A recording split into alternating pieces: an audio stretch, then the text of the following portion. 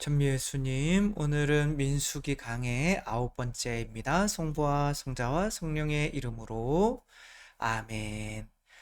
이제 창세기는 인간이 어떻게 죄의 노예 상태가 되는지에 대해서 나왔고, 탈출기는 어떻게 하느님께서 모세라는 신약의 새로운 아, 예수님이죠. 예수님의 상징 그리스도께서 어떻게 우리를 파라오라고 하는 죄의 노예 상태에서 구원하시는지를 보여주는 거고, 레위기는 이제 그 우리 안에 예수님께서 주인으로 자리 잡음으로써 우리가 이제 하나의 주님의 성전이 되는 거죠. 그러니까 주님의 성전에서 내 자신을 봉헌하고 주님께서 나의 주님, 주인이 되는 이제 과정이 레위기인 거죠. 그러니까 나를 봉헌하지 않으면 주님께서 나의 주인이 될 수가 없는 거죠. 왜냐하면 사람이 두 주인을 섬길 수가 없기 때문에 그렇죠. 그렇게 가고 이제는 그것이 한순간에 끝나는 것이 아니라 오랜 광야에서의 수련이 이어지는 거죠. 예수님께서 광야에서 유혹과 이게 파라오의 유혹이 아직 내게 남아 있는 거죠. 세속 육신 마귀죠.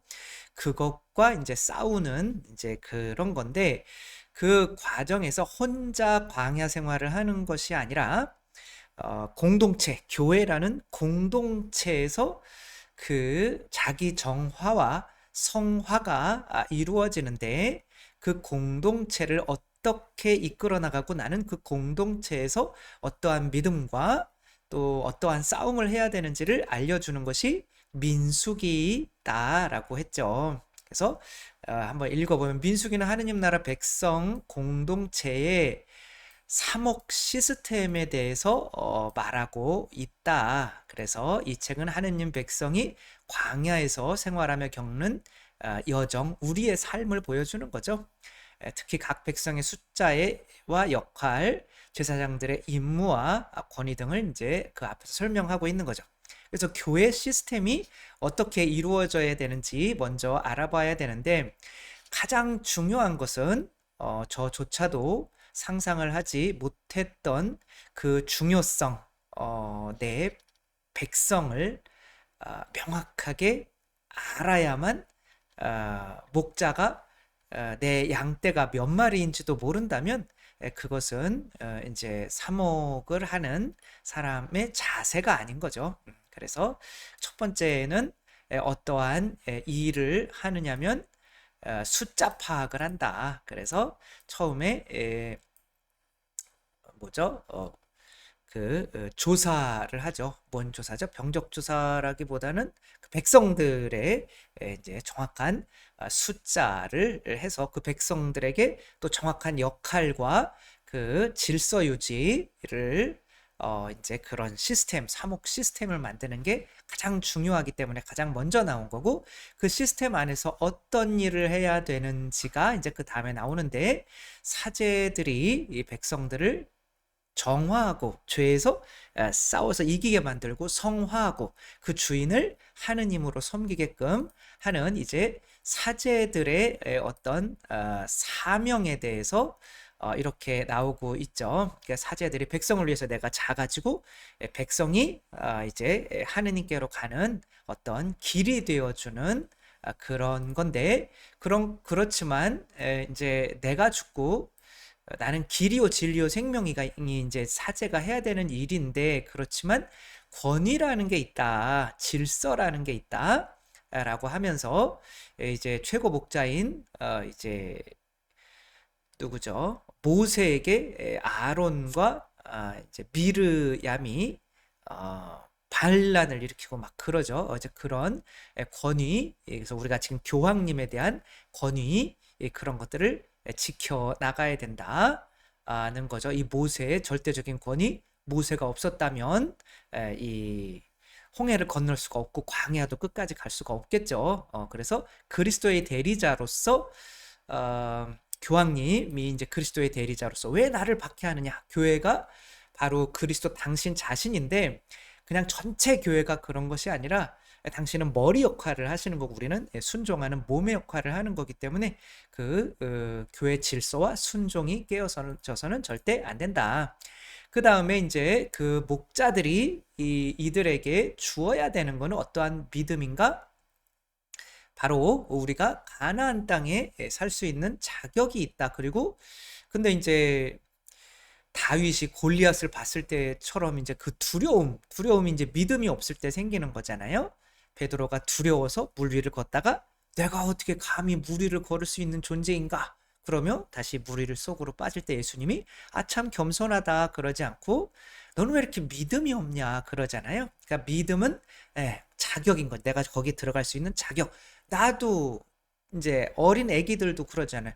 나도 인간인데 근데 똥오줌 못 가리는 애기들이 나도 아빠 엄마처럼 두 발로 걸을 수 있는데 그 자격 그 믿음이 바로 이제 어른이 되게 만드는 거죠. 그게 가나안 땅을 점령하게 만드는 거죠. 그래서 이제 목자들은 그러한 믿음을 주면서 이 양들을 양육해야 한다. 근데 이 목자들에 대해서도 양들이 대들고 할 수 있기 때문에 그 선악과 이제 그래서 그런 레위 지파에서 또 사제 권위가 있는 건데 그 사제 권위에 나도 사제 잠깐만요. 네, 제가 길가라 이렇게 빵빵거리는 소리가 가지고 그런 건데 이제 아무튼 그런 거를 할 때 어떤 봉헌 11조라고 하는 게 하느님께 바치는 건데 또 레위인도 일반 신자들에게 백성들에게 10분의 1을 받았어요. 그러니까 나도 하느님의 것을 받는 사람이다. 근데 그 10분의 1을 또 사제들에게 줘야 되는 거 자기 10분의 1을. 내 위에 또 있구나. 라고 하는 이 봉헌을 하는 사람들은 나는 봉헌을 해야 되는 존재구나. 이런 질서가 굉장히 강조되고 있죠. 그래서 교계 질서가 무너지면 이제 다 망한다. 결국에는 뭐 제가 또 성직자로서 얘기하는 게 좀 뭐하지만 또 그리스도의 대리자로서 내 살을 먹어라 내 피를 마셔라라고 하잖아요. 그게 마치 그리스도가 하신 말씀인데 제가 하는 말처럼 신자들에게 미사 때 얘기를 하잖아요. 그러니까 그리스도의 대리자구나. 이상한 또 성직자를 뭐 하느님처럼 울어볼 필요는 없지만 그 그리스도의 일을 대리해서 하는 그런 권위는 존중해 줄 수 있어야 된다.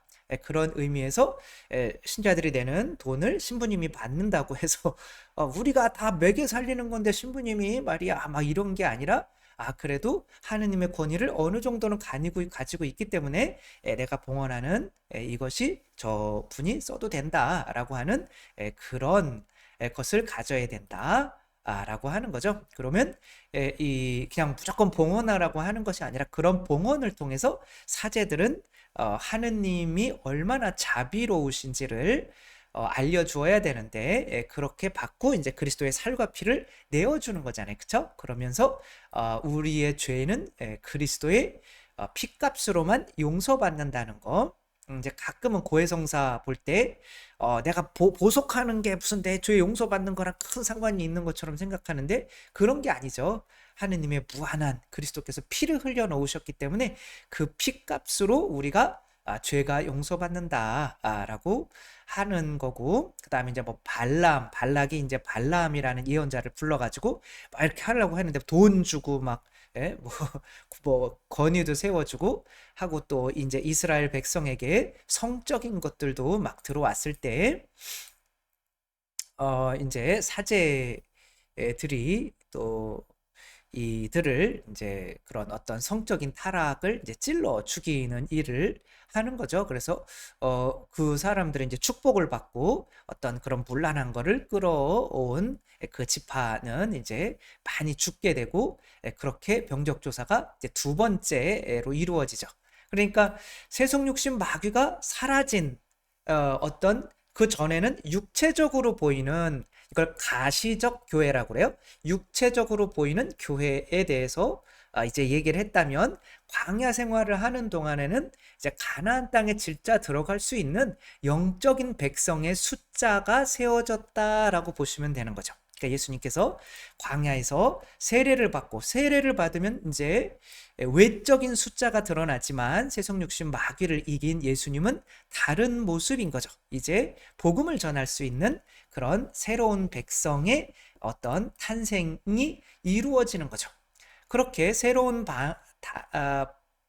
백성의 탄생이 이루어졌다면 그 새로운 백성은 어떠한 일을 해야 되는지가 나와야겠죠.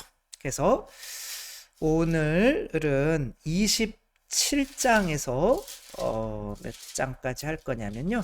30장까지 할 거예요. 근데 이제 요거를 읽어보다가 보니까 새로운 백성이 이제 나왔으니까 새로운 백성의 모습은 이래야겠다.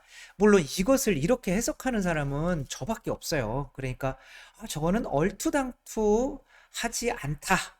얼토당토하다? 아무튼 뭔지 모르겠지만 그렇게 볼 수가 있지만 성경을 어차피 아무도 이걸 제대로 해석을 못해요. 근데 지금 이 흐름 안에서 해석을 한다면 새로운 백성의 모습, 그게 바로 누구예요?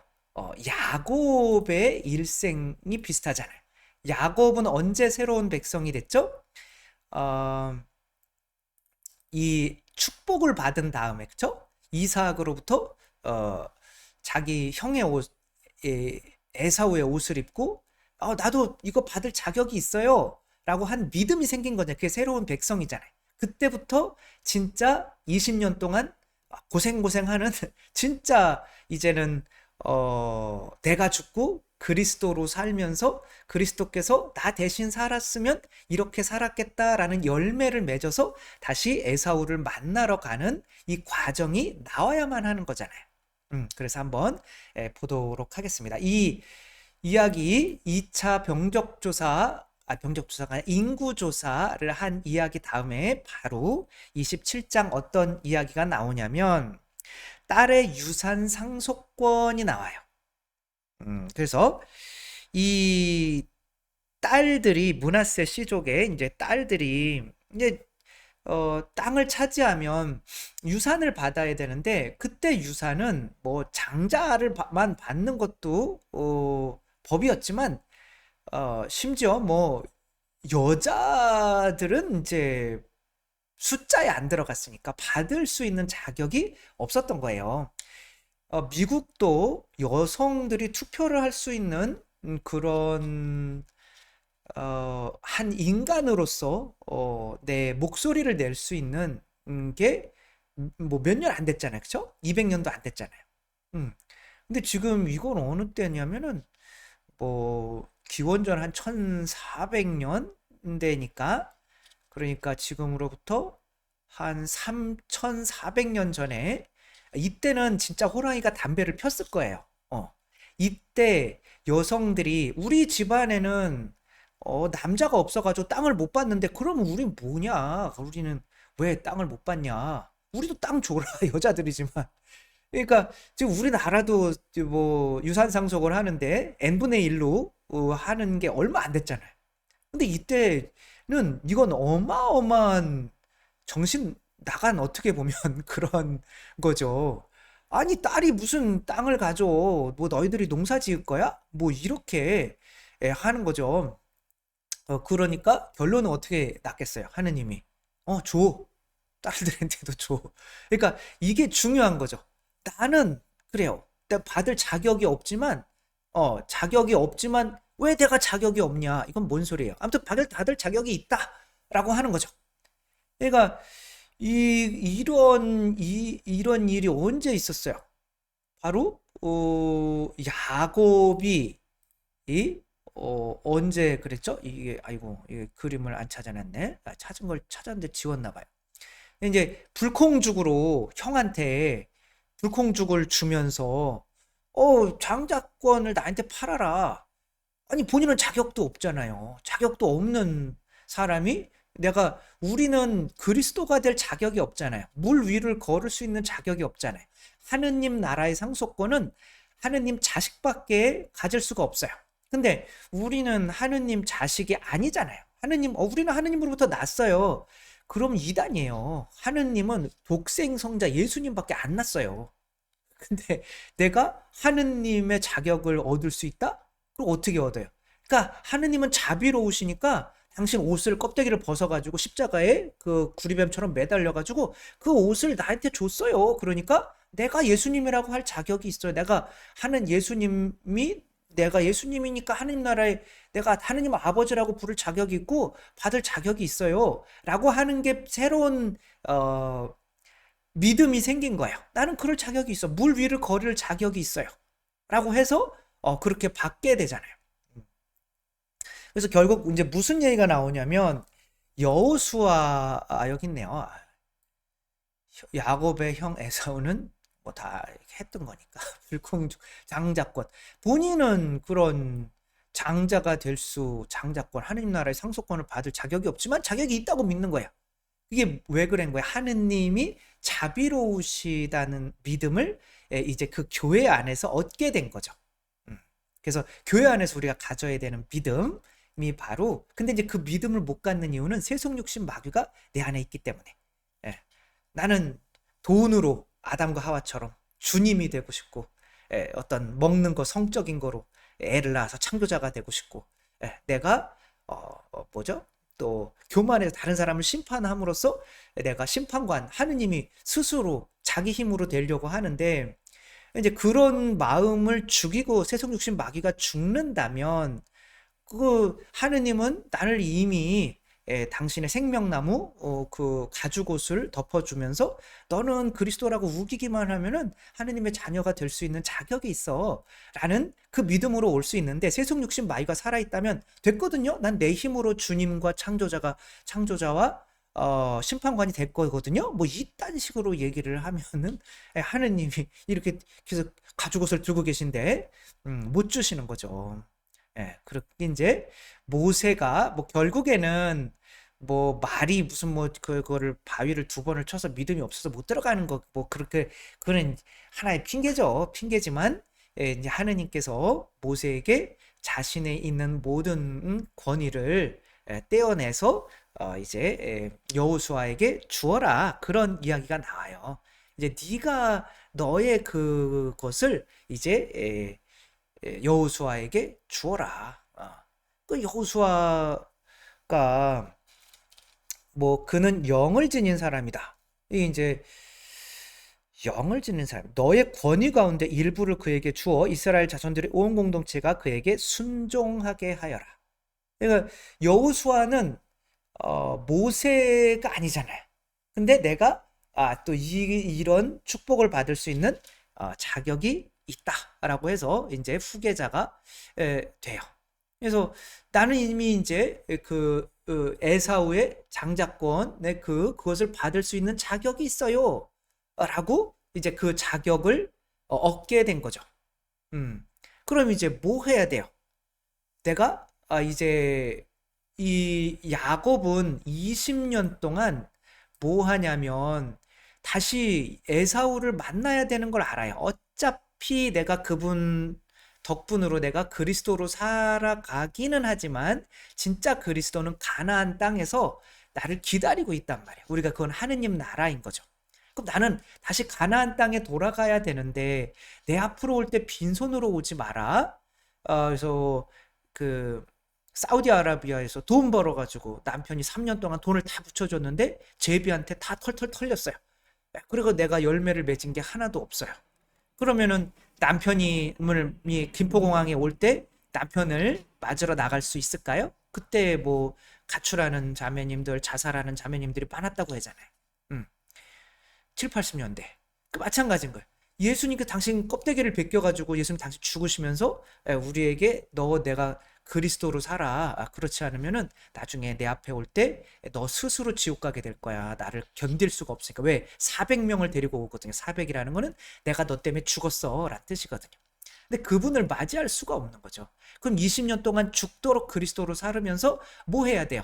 다시 그리스도께 바칠 수 있는 이 아내와 자녀들과 뭐 아내는 사실 구약과 신약을 의미하고 그 자녀들은 그 계약이잖아요. 그 계약을 통해 생겨난 자녀들 또 내가 또 양들이나 이거 내가 한 선행들이나 이런 것들을 가지고 와야 되는 거예요. 그래야만 그분 앞에 그래도 가나안 땅으로 조금 갈 수가 있는 게 생기게 되는 거죠. 그렇고 또 어떤 이야기가 나오냐면 마지막에 이제 여기서 이제 제물을 바치는 이야기가 나와요. 계속 제물을. 그러니까 우리들은 이제 그리스도를 만날 때 이 평상시에도 내가 그분에게 그분이 나에게 해주신 은혜에 대해서 내가 뭐 하고 있나 라고 하면서 11조도 바치고 안식일 날도 결국에는 그분 만나서 안식을 얻으려면 내가 그분을 입은 것처럼 합당하게 살아야 됐었는데 일주일 동안 제대로 살았나, 뭐 1년은 제대로 살았나, 뭐 이런 거를 계속 내가 예배 안에서 이렇게 절기 안에서 그분을 기억해야 된다 라고 하는 거고, 30장에 보면 또 이상한 게 나와요. 여자들이 서원하는 게 나와요. 지금 여자들이잖아요. 그러니까 여자들은 자격이 없는 사람들이었어요. 근데 자격이 없는 사람들이 그 상속권을 받을 수 없는 자격이 없는 사람들이 상속권을 받게 되고, 또 그것에 대해서 축복받은 것에 대해서 합당하게 내가 내 자신을 봉헌하는 생활이 20년 동안 야곱이 한 것처럼 이렇게 했단 말이에요. 근데 그것으로 족한가? 야곱은 다 바치고 먼저 다 떠나 보냈어요. 선물을 다 드렸단 말이에요. 자식도 보내고 아내도 보내고 선물 다 보냈어요. 그리고 나서도 안 되겠는 거예요. 내가 그분 앞에 내 자신이 조금이라도 살아있으면 안 되는 거죠. 그래서 이제 기도를 하는 거죠. 천사와 씨름을 하면서 정강이 뼈가 부러지면서 그분 앞에서 쩔뚝이지 않고서는 바로 설 수 없는 존재가 된 거죠. 그래서 에사우를 만나러 갈 때 7번 절하면서 당신을 배우는 것이 하느님 얼굴을 배우는 것과 같습니다. 내가 이걸 다 이렇게 했지만 저는 당신 앞에서 아무 존재도 아닙니다. 라고 고백할 수 있는 그 내적인 성화가 더 일어나야 되는 거죠. 그 외적인 것과. 그래서 성 프란치스코가 하느님을 만나러 갈 때 구슬 3개 예수님을 만나러 갈 때 그걸 가져갔어야 되냐. 이 3개는 세속 육신 마귀를 이긴 복음 3덕이란 말이야. 청빈 정결 순명이란 말이야. 그걸 또 여기에 이제 자식 내가 이루어낸 3개의 그 콘벤투알 작은 예수의 카푸치노 수도원 내 자식들이잖아. 이거를 가져가는 것과 동시에 복음 3덕도 가져가야 되는 거란 말이야. 그러면 여기에서 이 순결함 바로 아버지 내가 이런 서원을 했는데 아버지가 반대를 하면 내 이 서원을 꺾어야 되는 거예요. 그러니까 나는 아무것도 아닌 거죠. 아버지가 날 키워주셨으니까 내가 이런 서원을 했을 때 어떤 올해는 내가 뭐를 바치겠습니다. 뭐 이런 소원을 했을 때 아버지가 하지 마 그러면은 하지 말아야 돼. 아버지께 순종하는 존재가 되는 거예요. 내가 상속권을 받았더라도 사실은 아버지 때문에 받은 거죠. 아버지가 있으니까 이스라엘 딸로 태어났으니까. 그 다음에 남편이 또 반대하더라도 이놈의 남자들 그런 건 아니지만 아무튼 남편이 반대하더라도 내가 이런 소원을 바로 그날 반대하면은 이런 소원을 접어야 되는 거예요. 그러니까 누군가의 뜻에 끊임없이 순종해야 되는 그게 이제 기도로서 내 자아가 죽는 거죠. 내 자아가 세속 육신 마귀고 세속 육신 마귀를 기도 자선 단식으로 이기면은 복음 3덕이 나오는 거잖아요. 그 복음 3덕을 끊임없이 내 갈고 닦아 나가야 나중에 에사우를 만날 수 있게 된다. 그래서 요 순서대로 보면 어쩌면 아무도 해석하지 못하는 이게 왜 뜬금없이 이런 이야기들이 나와? 딸의 상속권 하다 갑자기 여호수아가 후계자로 축복을 받고 갑자기 또 봉헌하는 재물 봉헌하는 얘기가 나오고 또 갑자기 여자가 서원을 했는데 아버지나 남자가 남편이 반대하면은 소원을 포기해라 뭐 이런 내용이 나오는데 이것을 야곱이 이제 하느님 백성 그 믿음이 생긴 이후에 삶과 연결을 시키면 정확히 맞아 떨어진다. 그렇기 때문에 요것은 이제 하느님 자녀 백성이라는 믿음이 생긴 사람이 이제 주님을 만나러 가는 그 과정의 이야기다 라고 하는 거 이렇게 보면서 우리들을 이렇게 야곱의 삶을 한번 잘 묵상하면서 우리들도 야곱이 예수님 이 에사우를 만나러 가는 과정에서 어떤 일을 했었는지 나의 삶에 적용시켜서 살아왔으면 좋겠습니다. 성부와 성자와 성령의 이름으로 아멘. 감사합니다. 사랑합니다.